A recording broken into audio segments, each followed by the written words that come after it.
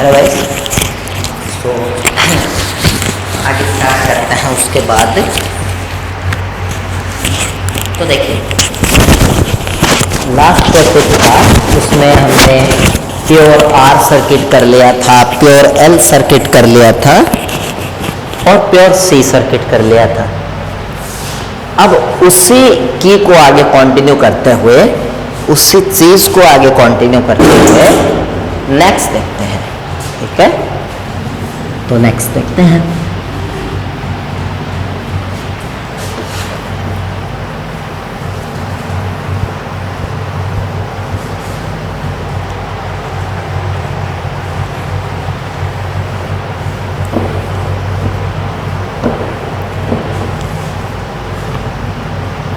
तो guys next देखते हैं।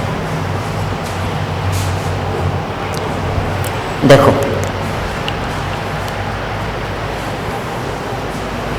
तो मैंने कहाँ तक करवाया था, एक बार मैं बोर्ड पे कुछ लिख के देख लूँ, कुछ सही तो आ रहा है क्या। मेरा नाम ही लिख देता हूँ, लेट मी चेक। सही आ रहा है शायद, ठीक है, सही आ रहा है। ठीक है, तो स्टार्ट करते हैं।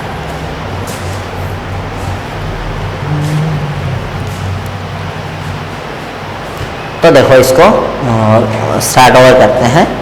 देखिए, मैंने आपको pure L, pure C, pure R तीनों सर्किट बता दिए। उसके बाद में नेक्स्ट टॉपिक है आरएल सर्किट। तो देखिए, आरएल सर्किट क्या होता है। ऐसा सर्किट जिसके अंदर रेजिस्टेंस भी लगा हुआ हो और जिसके अंदर एक इंडक्टर भी लगा हुआ हो, तो ऐसे सर्किट को रियलिटी में बोलते हैं आरएल सर्किट।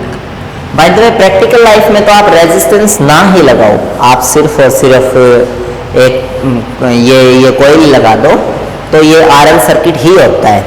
क्योंकि फिजिक्स में हम ये मानते हैं कि ये कॉइल है ना, इसका कोई रेजिस्टेंस नहीं है और ये सिर्फ अपना प्रेरणिक प्रतिघात है, वो लगा रही है। लेकिन रियलिटी में किसी भी कॉइल को बनाने में भी तो तार यूज में आते हैं और उन तारों का अपना कुछ न कुछ क्या होता है, प्रतिरोध होता है। तो मैं ये बोल सकता हूँ कि ये जो आपके होते हैं ये जो आपका प्योर एल सर्किट है, वो प्रैक्टिकल लाइफ में आरएल सर्किट ही होता है।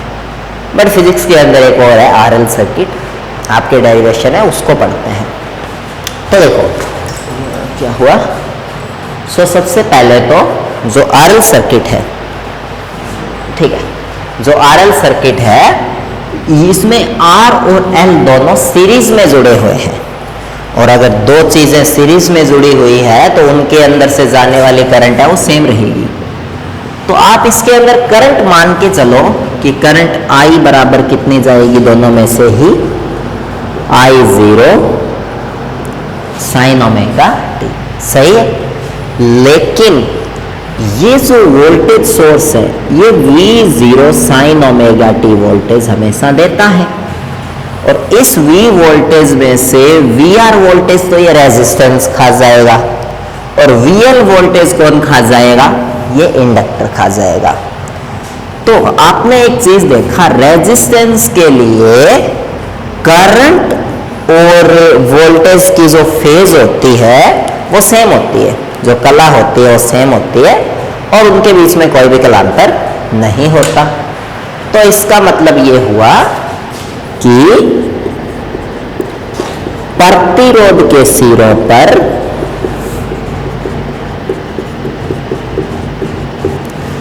उत्पन्न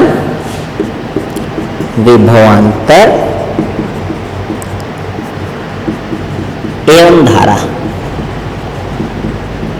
देखिए, प्रतिरोध के सिरों पर, प्रतिरोध के अंदर से धारा तो इतनी जाएगी, क्योंकि श्रेणी क्रम में धारा सेम रहती है, तो इतनी धारा प्रतिरोध के अंदर से जाएगी और इतनी धारा है वो आपकी एल के अंदर से जाएगी। लेकिन वोल्टेज जो खाएगा प्रतिरोध VR, वो कितना होगा, वो होगा V0R। क्योंकि देखिए V वोल्टेज है, उसमें से VR ये खा लेगा, VL ये खा लेगा, तो इसके लिए वी आर के लिए वी जीरो आर होगा। और आपको पता है रेजिस्टेंस के लिए वोल्टेज और करंट की कला सेम होती है, तो अगर ये साइन ओमेगा टी है तो इसको भी होना पड़ेगा क्या, साइन ओमेगा टी। तो ये प्रतिरोध के सिरों पर विभवांतर और धारा के मान है। अब उसके बाद देखते हैं प्रेरकत्व के सिरों पर। तो मात्र ये थोड़ी था, इंक फिल करके रखी थी मैंने, ये था क्या, ये था शायद, देखते हैं। तो ये था, हाँ ठीक है। प्रेरकत्व के सिरों पर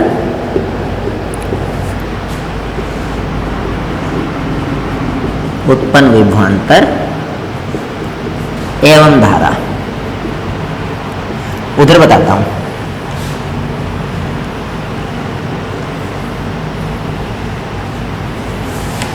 ठीक है, ऊपर है।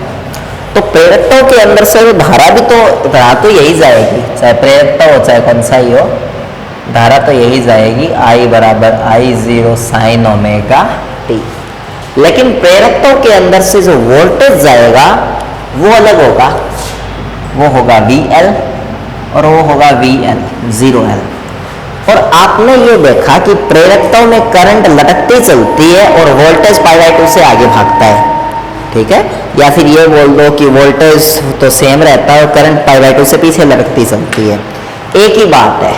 ये आपने क्या देखा कि वोल्टेज था V0 साइन ओमेगा टी और करंट थी I0 sine omega T minus π/2।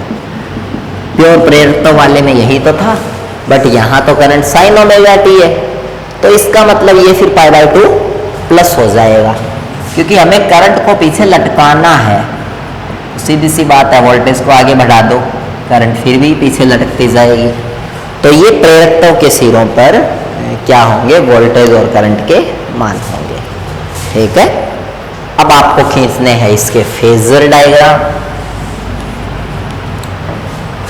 तो देखते हैं। तो आपको खींचने हैं इसके फेजर डायग्राम।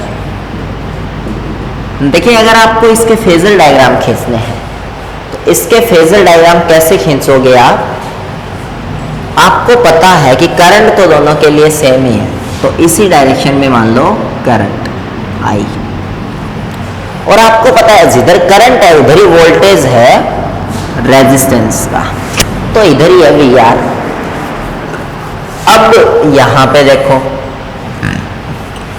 जो करंट है उससे L का वोल्टेज π/2 आगे भाग रहा है, तो इधर हो जाएगा, ये तो आगे जगह नहीं है, इसको फुल बड़ा बनाना है, इस ये हो जाएगा VL। और इनके बीच में कहीं न कहीं हमारा रिजल्टेंट आएगा, सही बात है। तो आप एक ट्रायंगल बना लो जिसमें ये VL है, ये VR है, तो उस कंडीशन में जो V है या V का स्क्वायर है वो कर्ण का स्क्वायर क्या होगा, आधार का स्क्वायर और प्लस में लंब का स्क्वायर। अब देखिए V इज इक्वल टू होता है IR, लेकिन इसमें तो बहुत सारी चीजें लगी हुई है, तो इसमें सिर्फ R से काम नहीं चलेगा, इसमें प्रतिबाधा माननी पड़ेगी Z कि मान लो ऐसा सर्किट है, जैसे प्योर L के लिए XL होती है, प्योर R के लिए R होती है, प्योर C के लिए XC होती है, बट ये तो कंबाइंड है R और L का, तो इसके लिए कुछ नई प्रतिबाधा मान लेते हैं, कितनी, Z। तो V बराबर IR होता है, बट इस सर्किट के लिए फिर V बराबर IZ हो गया, स्क्वायर कर दी।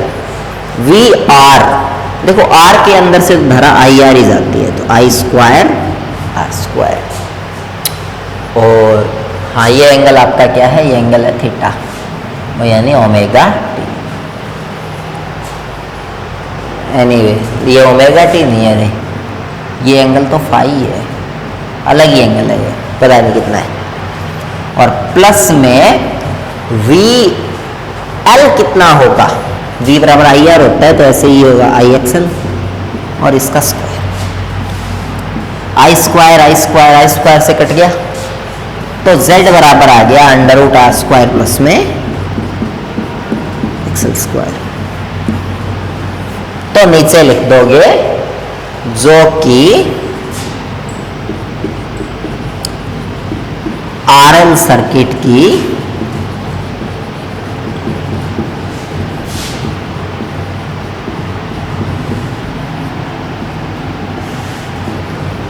परिणामी प्रतिबाधा का मान है।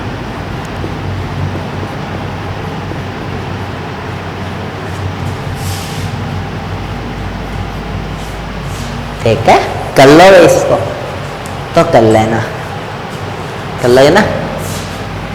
तो ये जो आरएल सर्किट है इसमें आपको दो चीजें करनी है। एक तो आपको निकालना है परिणामी प्रतिबाधा फेजर आरेख की सहायता से, जो कि निकाल दी, ठीक है, निकाल दी तो। और एक आपको निकालना है परिणामी कला कोण, मतलब जो परिणामी वोल्टेज है वो एक्स एक्सिस से कितना उठेगा, यानी आपको निकालना है फाई। तो ऐसे फाई नहीं निकालते, टेन फाई निकालते हैं हमेशा, और टेन फाई होता है लंब बटे आधार। फाई के सामने वाला लंब कितना है, VL, और बटे में आधार कितना है, VR। ठीक है, अब देखिए जो VL है उसकी वैल्यू कितनी होगी, IXL, और VR की I। तो टेन फाई कितना आया, वो आया XL अपॉन में R, सही है। और उस कंडीशन में फाई कितना आया, टेन इनवर्स XL बटे R। तो आपको ये दो चीजें पूछ सकते हैं किसी भी RL सर्किट के लिए। एक तो आपको पूछ सकते हैं परिणामी प्रतिबाधा का मान, और एक आपको पूछ सकते हैं परिणामी कला कोण। तो इसको देख लो अच्छे से, और ये है, एक बार इसका फोटो वगैरह लेना चाहो तो ले लो, और उसके बाद आगे प्रोसीड करते हैं। करें, आगे प्रोसीड करते हैं।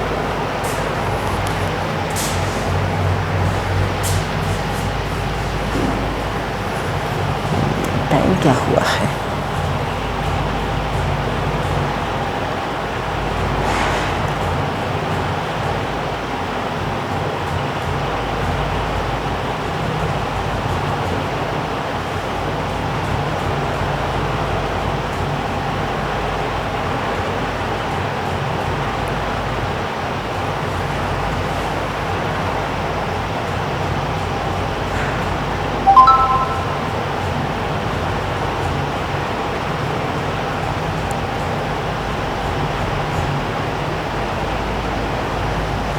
ठीक है, अभी चलो देखते हैं।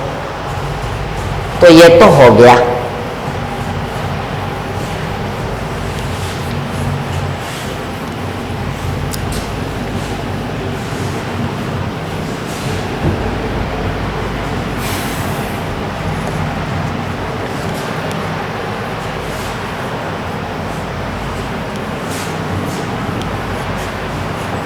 अब आगे RC सर्किट और करवा देता हूं, और फिर इस लेक्चर को एंड अप करते हैं।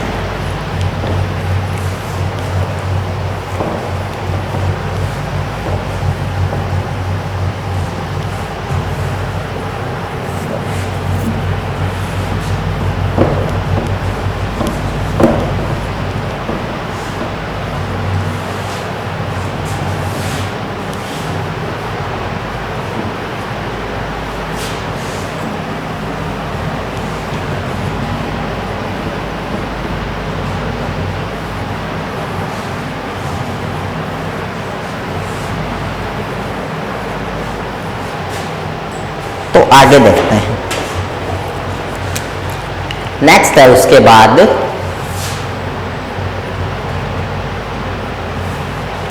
हाँ तो नेक्स्ट है उसके बाद क्या है, नेक्स्ट मैं बताता हूं क्या है नेक्स्ट है RC सर्किट।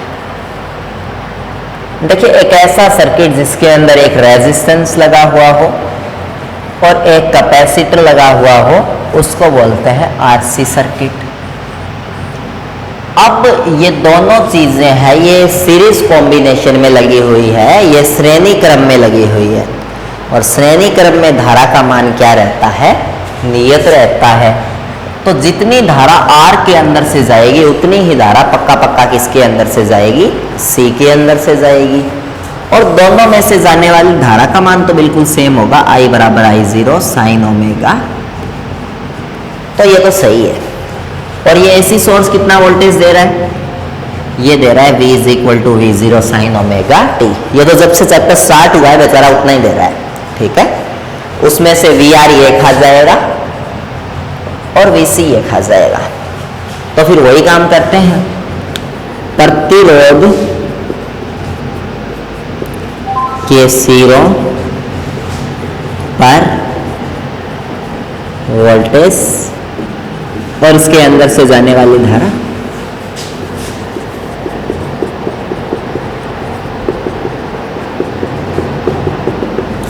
तो वो किसके बराबर होगी? प्रतिरोध के सिरों पर वोल्टेज और ऊपर से जाने वाली, अंदर से जाने वाली धारा। देखो धारा तो दोनों में सेम ही है, और जो प्रतिरोध होता है उसके लिए कला भी सेम ही रहती है, वोल्टेज और करंट की। और वी आर खाएगा तो वी आर बराबर वी जीरो। तो ये तो हो गया किसके लिए? ये तो हो गया प्रतिरोध के लिए, ठीक है। अब उसके बाद देखो दूसरा है कैपेसिटर के लिए, ठीक है। संधारित्र के अंदर से होकर जाने वाली धारा। देखो संधारित्र के अंदर से कितनी होकर जाएगी धारा? संधारित्र के अंदर जो धारा तो उतनी जाएगी, I बराबर आई जीरो साइन ओमेगा टी। लेकिन संधारित्र में धारा आगे भागते और वोल्टेज पीछे रहता है, तो वोल्टेज VC है वो होगा V जीरो सी sine omega T minus pi by two. तो ये हो गया। अब वही दो काम, एक तो फेजर आरेख की सहायता से परिणामी प्रतिबाधा निकालना,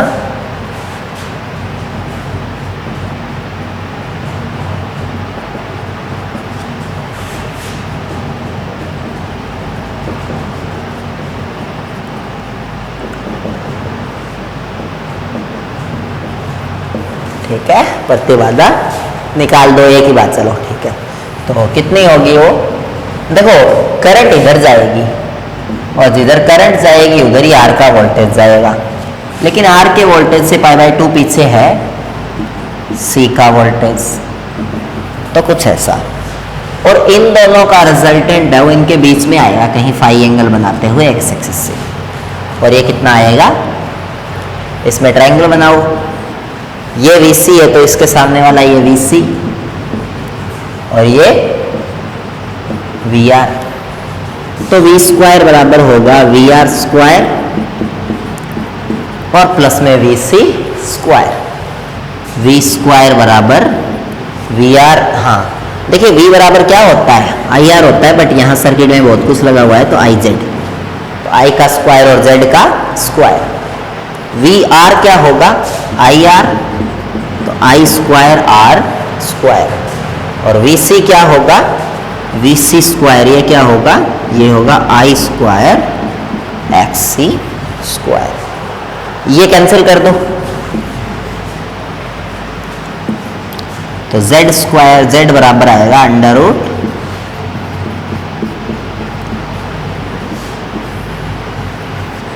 R स्क्वायर प्लस में XC स्क्वायर।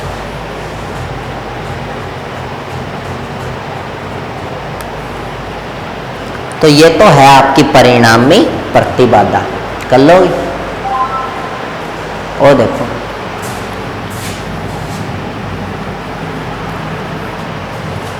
दूसरा और बता देता हूं। दूसरा है क्या निकालना? दूसरा है कला कोण निकालना। कला कोण क्या होता है? वो तो होता है tan फाई। तो देखो tan फाई के सामने वाला VC और बटे में VR। देखिए V बराबर होता है IR, IXC और बटे में I। तो कुल मिला के tan फाई है वो आ गया कितना? XC बटे R। तो फाई इज इक्वल टू क्या आ गया? tan इनवर्स XC अपॉन में, जो कि परिणामी कला कोण की वैल्यूज है, वैल्यू है, वैल्यूज क्या होता है वैल्यू, ठीक है। तो एनीवे ये सब कुछ आपने देख लिया और ये सब कुछ आपने कर लिया, तो कर लोगे इतना। ये सब था किसके बारे में, आरसी सर्किट के बारे में, ठीक है।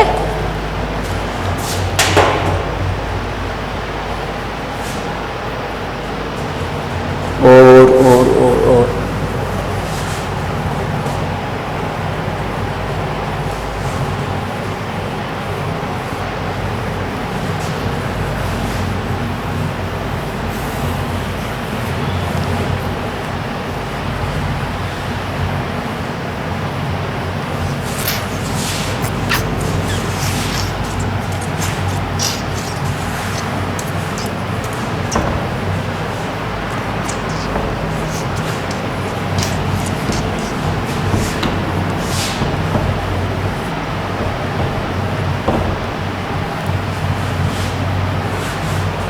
ठीक है भाई, तो ये सब आपने देख लिया कौन सा सर्किट, एक आरएल सर्किट और एक आरसी सर्किट। उसके बाद फिर इस चैप्टर में एक बड़ा सारा सर्किट है जिसको बोलते हैं एलसीआर सर्किट।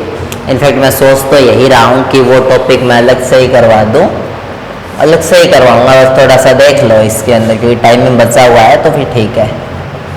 तो ऐसा सर्किट जिसके अंदर एल सी और आर तीनों लगे हुए हो तो ऐसे सर्किट को बोलते हैं एलसीआर सर्किट, ठीक है।